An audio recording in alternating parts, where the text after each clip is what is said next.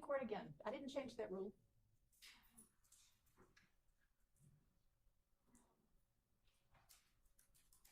No food in court. Somebody please retrieve the banana and take it back to the back. Get them bananas out of my fucking face, motherfucker. I don't give a fuck about them bananas. Give me the motherfucking bananas! For real though, let me get that banana, please, bro. Who didn't get it to me? Give that shit to me. Hey, look over there, it's Paris Hilton.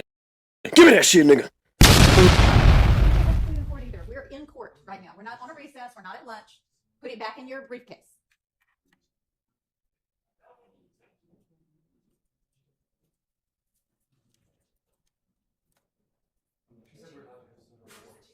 That's fine. I don't care about a covered drink. That's fine. It's food. Is specific information that will be presented. Let's get to, how about if you ask Mr. Sledge specifically on the stand? You said the only people you remembered were blah, blah.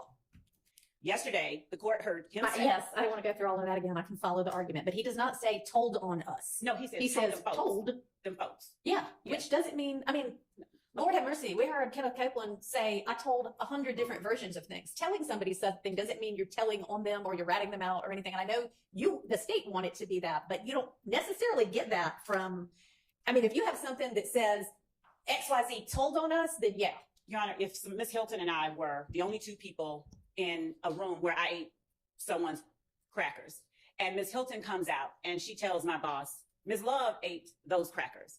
And then my boss announces to the world, Ms. Love, you are dismissed because you ate so-and-so's crackers. And I say, well, I know it was Ms. Hilton who told, because yes, that is one version of how something like that could go down. But Ms. Hilton could also walk out and say, Ms. Love ate those crackers, and there weren't even any crackers in there to begin with, in which case she is not telling on you. So it is an argument, but it is not established just because you think that's what he means when he says that.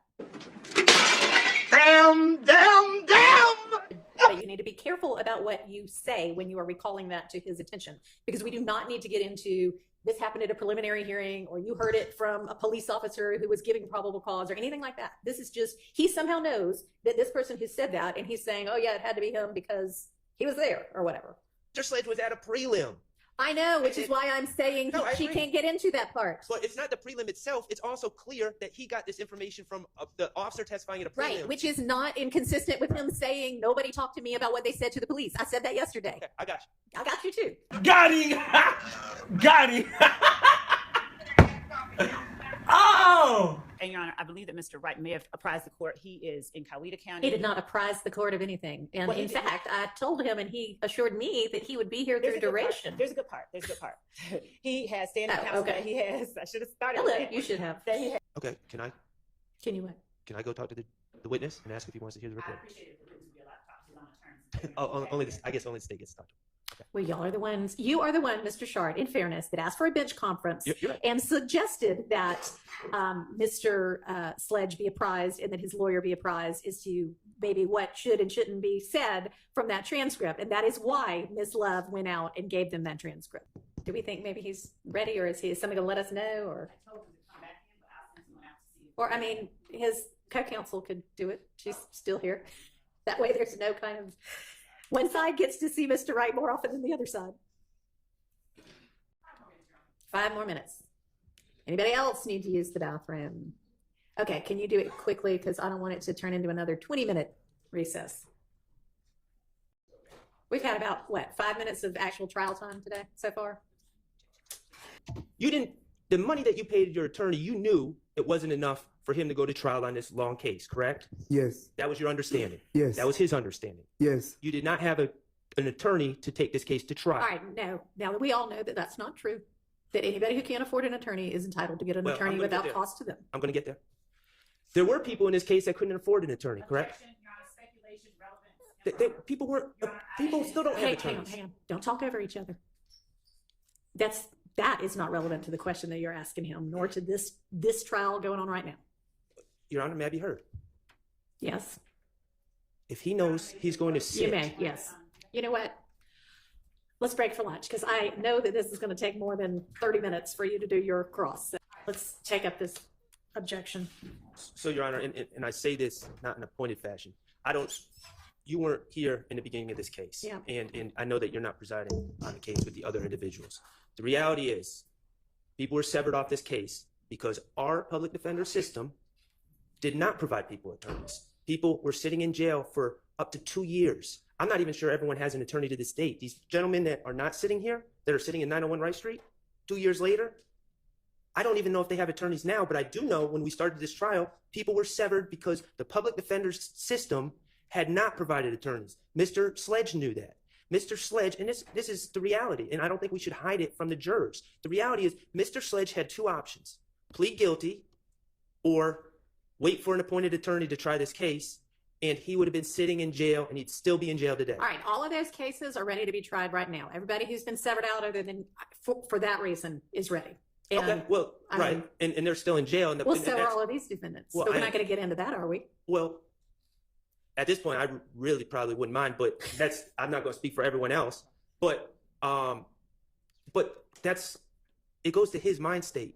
He had two options: either take this plea or end up in the same bucket that Demekion Garlington and Demise McMullen and other people were in, which was be unrepresented, sit in Rice Street until the state gets about. So when we say we know people are appointed attorneys, yes, I know theoretically under the Supreme Court precedents and under our Constitution, appointed indigent individuals are supposed to be appointed attorneys, but in reality, that did not happen here. That may not have happened immediately, but It it didn't just happen. happened. And It didn't happen until very recently. I mean, that does not need to be what is there are so many collateral issues in this case.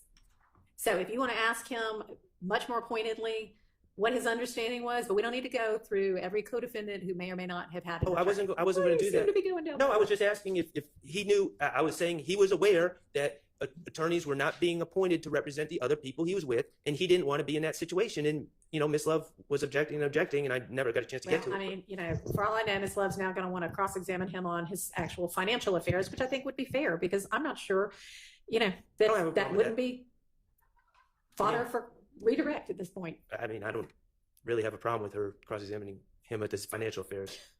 Mr. Wright might. Well, I mean, why don't you propose a couple of questions that you think will get to the heart of the matter? Well, I've already established that he didn't hire Mr. Wright to try the case. He was aware that other people that had been arrested that could not afford attorneys were remained unrepresented 7 months later. And he didn't want to be in a situation where he was sitting in 901 Rice Street without an attorney to represent him. You are not going to be able to ask him about well, I see what you mean.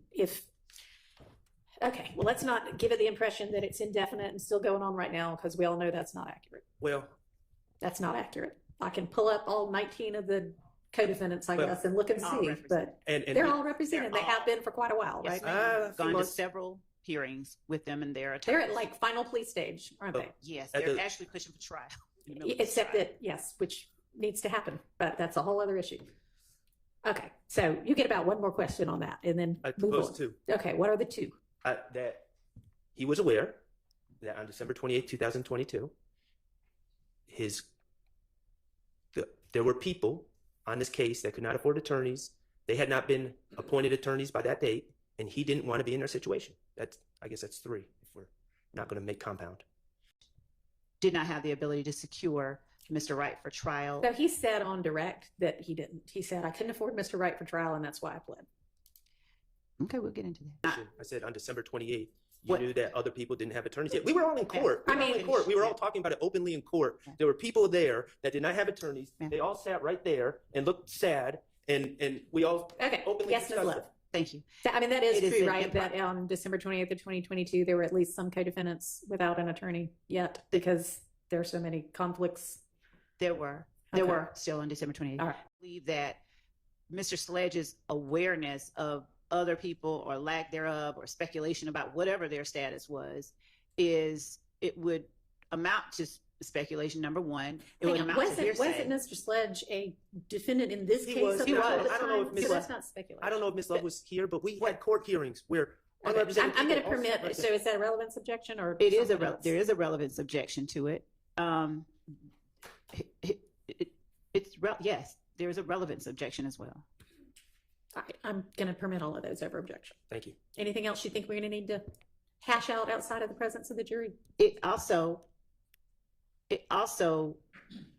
suggests impermissibly in my mind that the plea that Mr. Sledge gave. I know you're being an advocate, but at some point, stop.